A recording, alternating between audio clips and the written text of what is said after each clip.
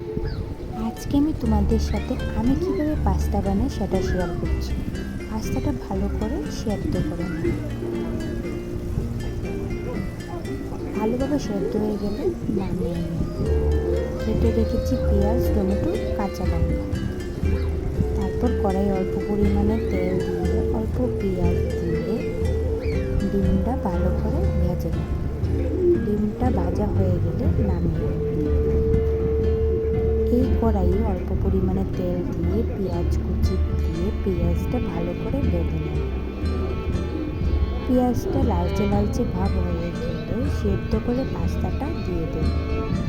পাস্তাটা দিয়ে ভালো করে পেঁয়াজের সাথে পাস্তাটা মিক্সড করে দেব। স্বাদ অনুযায়ী লবণ দিয়ে আবারও ভালো করে মিক্সড করে দেব। কেটে রাখা টমেটো, কাঁচা লঙ্কা দিয়ে ভালো করে নাড়াচাড়া করে দেব। ডিমের ঝুড়িটা দিয়ে দেব, দিয়ে ভালো করে আবারও মিক্সড করে নেব।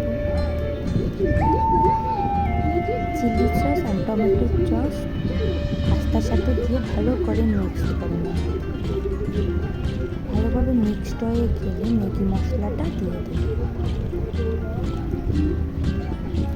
ম্যাগি মশলাটা দিয়ে আবারও একটু ভালো করে নাড়াচাড়া করে নামিয়ে দেব পাস্তা। তোমাদের কেমন লেগেছে প্লিজ জানাও।